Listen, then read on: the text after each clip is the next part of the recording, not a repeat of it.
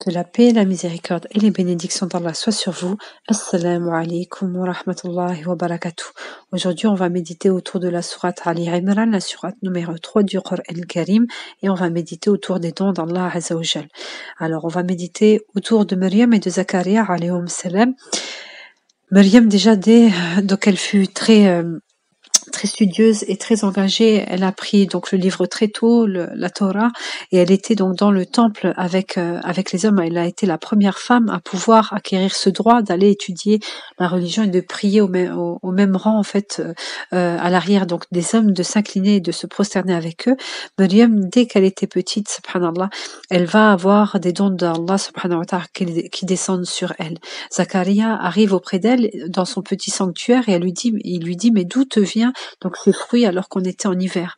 Et elle dit, je demande à Allah subhanahu wa ta'ala, il me donne. C'est lui qui donne sans compter, avec son innocence subhanallah et sa croyance pure en Allah azza wa jal. Et Zakaria, à travers la grande foi de Maryam alayhi salam, il va comprendre qu'il faut demander à Allah subhanahu wa ta'ala. Et Zakaria, depuis longtemps, rêvait d'avoir une descendance, d'avoir un enfant qui puisse perpétuer donc le message, et il va donc à la suite d'avoir vu donc de cet entretien avec Maryam, il va partir donc dans le sein, dans le temple subhanallah, et il va demander à Allah subhanahu wa ta'ala, il va l'invoquer, il va dire ô Seigneur, donne-moi venant de toi une excellente descendance, tu es celui qui entend la prière. Il va dire Rabbi habli min ladunka dhurriyyati tayyiba innaka sami'ud du'a. Et Allah subhanahu wa ta'ala va envoyer donc les anges répondre à cette prière, à cette invocation, en lui disant donc qu'il va devoir jeûner 3 jours et invoquer beaucoup Allah subhanahu wa ta'ala en le glorifiant en fin et en début de journée. Et il va lui dire également, donc à travers vraiment ce chapitre, cette sourate, on voit le fait de demander, Inch'Allah, et le fait donc Allah nous recommande de nous prosterner, de nous incliner, de faire beaucoup de prières pour obtenir donc ces dons divins. Là, on parle de la famille qui est répétée donc dans ce chapitre-là, qui a été élue au-dessus des gens, subhanallah, comme la famille donc de Adam, alayhi salam, de Noé, la famille de Ibrahim et la famille de Imran, avec cette descendance justement de Maryam, et par la suite on verra Isa alayhi salam.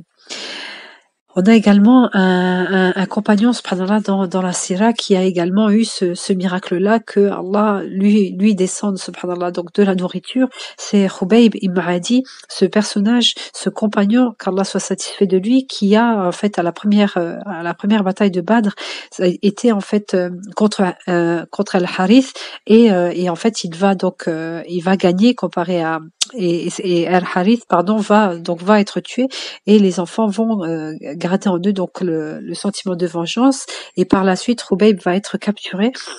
Et on rapporte que justement ces enfants-là vont l'attacher jour et nuit, sans manger, sans boire, ils vont le torturer. Et on dit qu'une fois, donc une de leurs sœurs va arriver, va rentrer et va trouver des raisins à côté de Khubayb, alors qu'il les en avait privés, et il leur donnait vraiment aucune nourriture. Et là, il voit Khubayb avec des raisins, subhanallah, comme l'histoire donc de Maryam alayhi salam. On voit qu'il est important donc de faire attention autour de nous et de reconnaître ces dons divins. Il est important, on voit également dans le chapitre Ali Imran, de la protection d'Allah subhanahu wa ta'ala sur cette famille, et on a 4 complots qui vont être déjoués parce que Allah va protéger justement cette famille-là. Le premier, c'est lorsque Hanna va tomber enceinte. En fait, l'enfant de Imran, il pensait que ça allait être un garçon, donc cet enfant-là, mais ça va être Maryam, parce que Allah a voulu déjouer le plan donc de Hérode le Grand, qui voulait donc tuer le garçon il avait peur de la nouvelle prophétie qui arrivait, qui pourrait s'emparer de son royaume, et en voyant que c'est une fille, ils vont laisser donc Maryam grandir naturellement, subhanallah. Deuxième, donc c'est le tirage au sort qui va être fait lorsque Maryam va arriver donc dans le sanctuaire.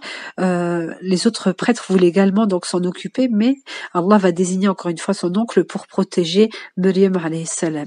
Ensuite, la troisième chose, Inch'Allah, c'est Maryam alayhi salam va avoir donc l'enfant donc Isa alayhi salam d'une naissance immaculée, et parce que Allah, on le voit dans ce chapitre-là, il dit kun fayakun. Subhanallah, il suffit donc de dire soit et la chose devient, subhanallah. Et il montre justement que ce miracle-là ne vient pas que à Maryam alayhi salam. Adam alayhi salam a une double naissance, subhanallah, immaculée, parce qu'il n'a ni père ni mère, et c'est la création d'Allah azza wa jal.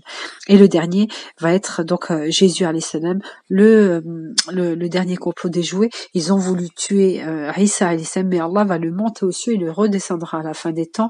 Et eux, ils ont cru prendre donc la vie de Isa alayhi salam, alors que c'était une autre personne que Allah lui avait donné donc un visage semblant à Isa alayhi salam. On voit que la famille de Imran a été protégée, et c'est un des plus grands dons qu'Allah subhanahu wa ta'ala peut donner dans Dunya. Donc on a vu, Inch'Allah, tous les dons divins que Allah nous donne, surtout, donc on a vu les dons de la subsistance, etc. Et on a vu surtout donc la protection aujourd'hui. Et on méditera, Inch'Allah, le nom divin Khayrul Raziqin. Lorsqu'on va implorer Allah subhanahu wa ta'ala, on va commencer par lui donner ce nom. Subhanallah, c'est lui le meilleur des donateurs. Et on va faire comme Zakaria, il faut demander la meilleure chose, comme il a dit, Tayyiba, la meilleure des descendants, subhanallah. Donc demander en implorant Allah subhanahu wa ta'ala, en l'appelant donc par son nom Khayrul Raziqin, et implorer et demander la meilleure des choses. Allahumma a'ini ala dhikrika wa shukrika wa husni ibadatik. Assalamu alaikum wa rahmatullahi wa barakatuh.